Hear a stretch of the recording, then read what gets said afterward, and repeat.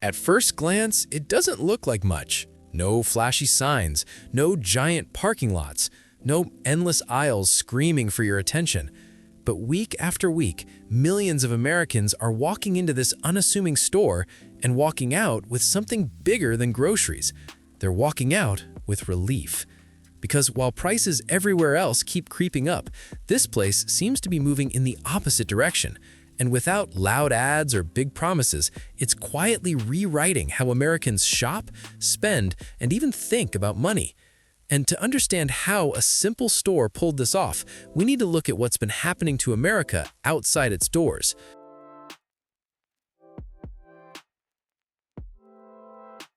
Chapter 1: The Pressure Cooker Economy. For years now, American households have been under pressure, not all at once, not dramatically, just slowly enough to feel normal. Grocery bills crept higher, paychecks didn't stretch as far, and suddenly families started noticing something strange. They weren't buying more, they were paying more. Food prices jumped sharply in just a few years, and even when inflation headlines cooled down, the damage was already done. People had adjusted their habits, cut corners, and started asking quieter questions. Do I really need the brand name? Why does this cost so much more than it used to? And where exactly is my money going? That shift in mindset is where this store found its moment, but the real surprise is how prepared it already was. Because long before Americans felt this squeeze, this store had been built for it. And that takes us to its most misunderstood feature. Chapter 2: Less choice, more control. Walk inside, and the first thing you notice is what's missing. There aren't 50 kinds of the same product. There isn't music pushing you to linger. You can see the entire store almost immediately. This isn't accidental. Most supermarkets overwhelm shoppers with choice, thousands of items, endless variations, entire aisles built around confusion. And confusion is expensive. This store flips that idea upside down. Instead of offering everything, it offers only what most people actually buy. A few versions, clear options, no guesswork. That simplicity does something powerful. It speeds you up, it lowers stress, and without realizing it, you stop impulse buying. But the real reason this works has less to do with shoppers and more to do with control behind the scenes. And once you see how that control works, the prices start to make sense. Chapter 3: The Private Label Play. Roughly 9 out of 10 items in this store aren't famous brands. No jingles, no mascots, no celebrity endorsements, just store labels. At first, that might sound like a downgrade, but here's the twist. Many of these products come from the same factories as the big names. The difference isn't quality, it's everything wrapped around it. No national advertising budgets, no competing for shelf space, no paying for brand prestige. By cutting all of that out, the store negotiates directly with manufacturers, focusing on volume and consistency instead of marketing flash. And when shoppers realize the cereal tastes the same, the snacks feel the same, the coffee works just fine, something clicks. Brand loyalty starts to crack. But this store didn't just benefit from that realization, it leaned into something even more powerful. And that's where things start to get interesting. 4. The duplication effect. If you've ever felt a strange sense of familiarity while browsing these shelves, that's not a coincidence. Some packaging looks familiar, some flavors feel familiar, some designs feel intentional. These products aren't pretending to be something else, they're signaling. They're saying, you already know what this is.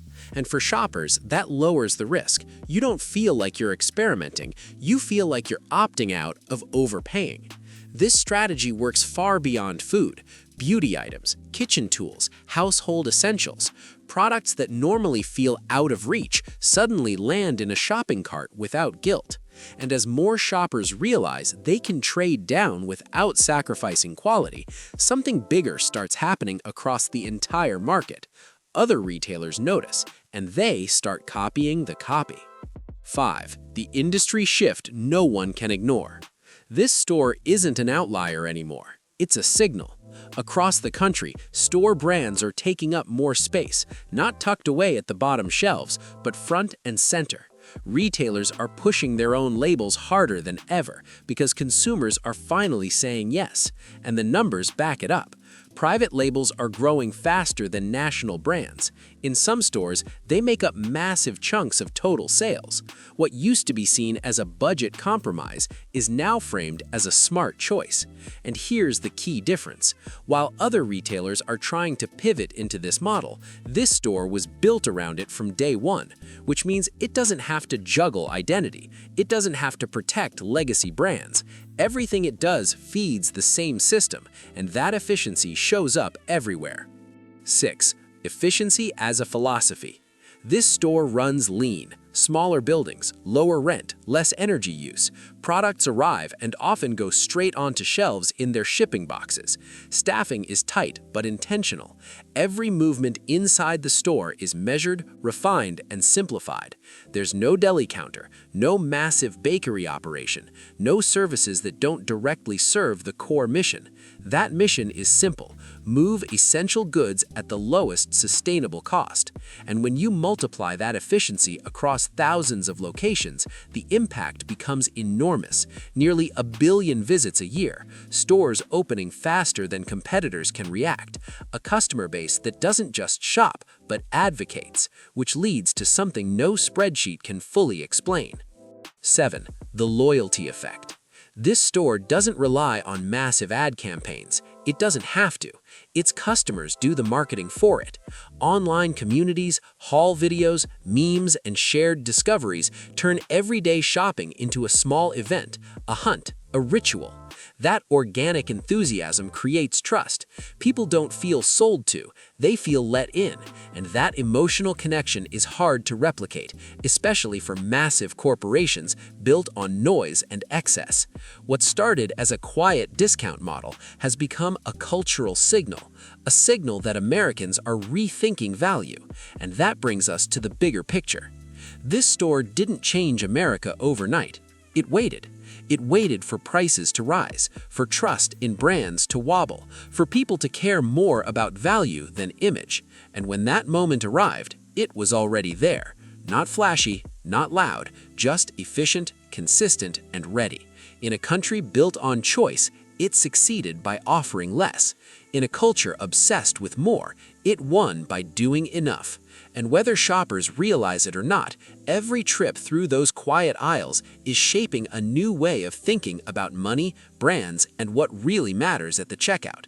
If you enjoy stories like this, the quiet forces shaping everyday life, make sure you subscribe. More are coming.